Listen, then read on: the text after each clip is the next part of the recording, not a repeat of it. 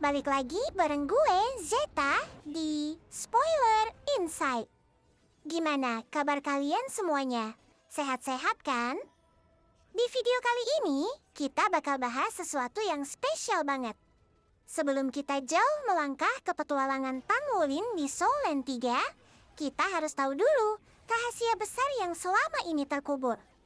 Banyak yang nanya, kenapa Wulin bisa ada di benua Dolo? Atau kenapa dia punya kekuatan naga, padahal bapaknya Dewa Laut? Nah, video kali ini adalah jawabannya. Ini adalah detik-detik saat alam dewa hancur dan Tang San harus mengambil keputusan paling berat dalam hidupnya demi menyelamatkan bayinya. Meski alam dewa tetap dalam bahaya, Tang San berusaha mengurangi kehancuran sambil memastikan bayinya tetap hidup. Nah, pada penasaran kan gimana ceritanya? Yuk, gak usah lama-lama lagi. Siapkan mental kalian, langsung aja kita masuk ke dalam ceritanya.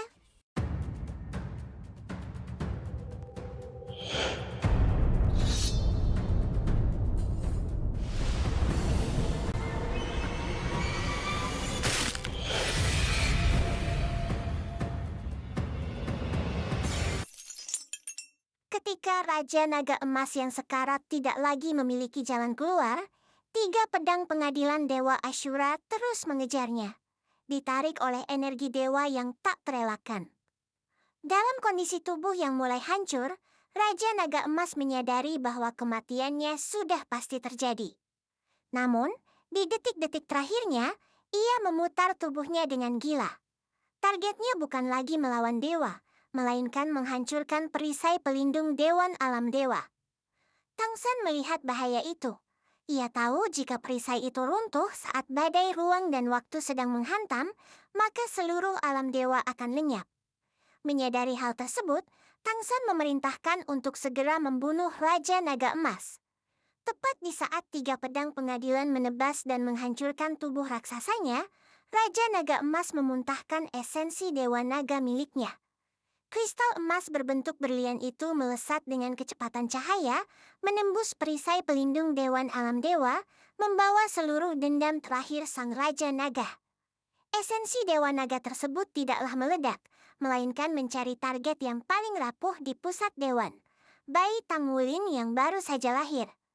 Cahaya emas itu masuk ke tubuh Wulin dan menyatu dengan garis keturunannya. Seketika, tubuh bayi itu memerah dan mulai tumbuh sisik-sisik naga yang keras. Energi Raja Naga Emas yang terlalu besar mulai mengembang, mencoba meledakkan tubuh mungil Wulin dari dalam. Melihat itu, Xiao Wu jatuh dalam keputusasaan. Dewi Kebaikan dan Dewa Kejahatan untuk mencoba membantu, namun mereka hanya bisa menahan ledakan itu untuk sementara waktu.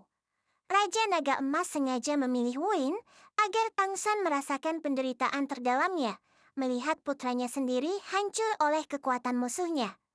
Aura kehidupan bayi itu seketika mulai meredup dengan sangat cepat di bawah tekanan esensi naga yang mendominasi.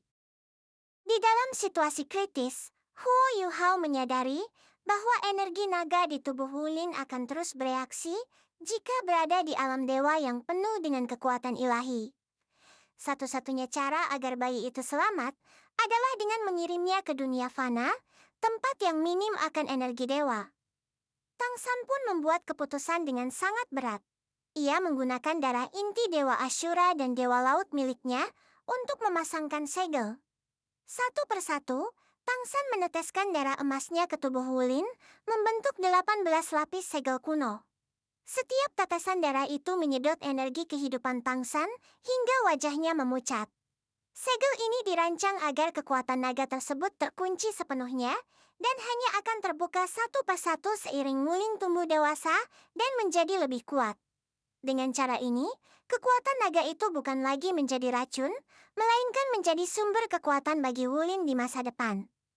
Ketika waktunya hampir habis, seluruh alam dewa mulai bergetar hebat akibat ancaman teleportasi spasial yang akan melemparkan dimensi ini ke dalam kegelapan semesta.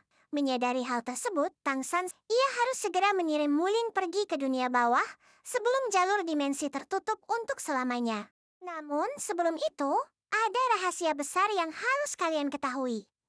Ribuan tahun lalu, Penguasa binatang suci yang dikenal sebagai Dewa Naga, mengamuk dan menyerang alam dewa. Untuk menghentikannya, Dewa Ashura generasi sebelumnya membelah tubuh Dewa Naga menjadi dua bagian. Yang pertama, Sang Raja Naga Emas, mewarisi kekuatan fisik dan vitalitas yang destruktif sehingga ia disegel di tanah terlarang di alam dewa.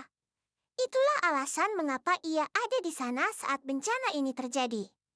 Yang kedua, Sang Raja Naga Perak, mewarisi kekuatan elemen dan kecerdasan yang berhasil meloloskan diri ke benua Doulo dan bersembunyi di hutan Stardo untuk memulihkan lukanya. Sampai sini jelas ya guys? Di detik-detik terakhir, Tangsan memberikan tombak naga emas kepada bayinya. Senjata tingkat dewa ini tercipta dari tulang rusuk ke-49 milik Raja Naga Emas. Tombak ini memiliki kemampuan unik untuk menghisap energi kehidupan dari siapapun yang ditusuknya, yang kemudian akan memulihkan kekuatan sang pemilik. Tangsan memberikan pusaka ini sebagai kunci terakhir agar Wuling bisa bertahan hidup. Tangsan juga menempelkan benih kehidupan pada dada bayinya. Dengan tangan gemetar dan air mata yang mengalir, ia mendorong bayi Wuling masuk ke dalam saluran dimensi menuju benua Doulo, dan Xiaowu yang berada di sampingnya sempat jatuh pingsan. Tak sanggup melihat putranya dibuang ke dunia bawah sendirian. Sesaat setelah Wuling menghilang, sebuah cahaya raksasa menelan seluruh alam dewa. Dalam satu hantaman dahsyat, dimensi para dewa itu terhempas ke dalam turbulensi ruang angkasa yang gelap, menghilang sepenuhnya dari jangkauan alam semesta. Tangsan, Xiaowu dan seluruh dewa kini hanyut menuju ketidaktahuan, meninggalkan Wuling kecil untuk menghadapi takdirnya sendiri.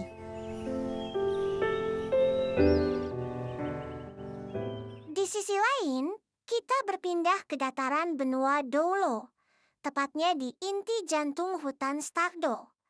10.000 tahun telah berlalu sejak era Huo Yuhao, dan kondisi hutan saat ini sangat menyedihkan. Dikarenakan kemajuan teknologi manusia dan menara pagoda roh, tempat habitat binatang roh telah menyusut drastis. Di Tian, sang naga hitam bermata emas berdiri di tepi danau yang hampir kering. Wajahnya penuh putusasaan melihat kaumnya yang berada di ambang kepunahan. Namun saat itulah, sebuah fenomena alam terjadi. Bumi berguncang hebat. Bukan karena gempa biasa, melainkan karena ada sesuatu yang sangat besar sedang berusaha keluar dari perut bumi. Ketika retakan raksasa muncul di dasar danau, dari dalam kegelapan retakan itu menyemburkan cahaya perak yang menyilaukan mata. Tak lama kemudian, sebuah cakar raksasa berwarna perak dengan sisik berbentuk segi enam muncul dan mencengkeram tanah. Dialah Sang Raja Naga Perak. Kehadirannya yang penuh tekanan hingga makhluk-makhluk kuat seperti Raja Beruang Cakar Emas dan Beiji Sang Angsa Zamrud bergaun hijau giok tidak punya pilihan selain merangkak bersujud di tanah. Sang Raja Naga Perak mengeluarkan suara rendah namun menggetarkan seluruh hutan.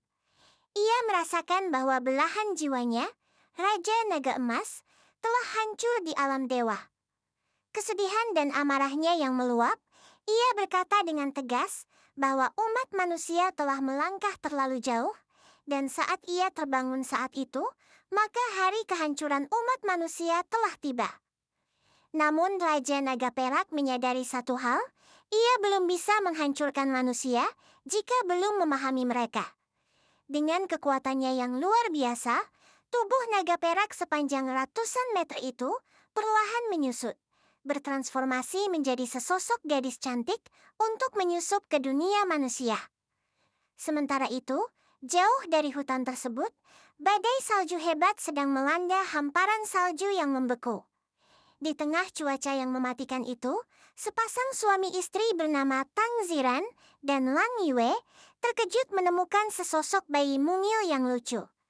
Meski ia kedinginan hingga wajahnya membiru, bayi itu tetap hidup dengan tanda segel berbentuk berlian emas di pergelangan tangannya. Mereka pun segera membawa bayi itu pulang, tanpa menyadari bahwa bayi yang mereka temukan adalah putra seorang dewa yang membawa kekuatan Raja Naga Emas di dalam tubuhnya. Nah, guys, seperti itulah awal mula tragedi yang menimpa keluarga Tangsan. Gila banget ya, seorang Raja Dewa aja nggak berdaya di depan takdir dan harus melepas anaknya ke dunia manusia tanpa perlindungan sama sekali. Sekarang, kalian udah tahu kan, kalau bayi yang ditemukan di tengah badai salju itu bukan anak sembarangan. Di balik wajah imutnya, ada 18 segel dewa yang mengunci kekuatan dari penghancur Raja Naga Emas. Dan di saat yang sama, musuh terbesar para manusia, Raja Naga Perak juga udah mulai bangun dari tidur panjangnya. Penasaran gimana nasib Tangwulin saat dia mulai tumbuh besar? Dan roh pelindung apa yang bakal dia bangkitkan nanti? Pastikan kalian klik subscribe dan nyalakan loncengnya sekarang juga, supaya kalian gak ketinggalan setiap jalur takdir Tangwulin di video berikutnya. Gue, Zeta, di Spoiler Insight, pamit undur diri dulu ya guys. Sampai jumpa di video selanjutnya. Dadah!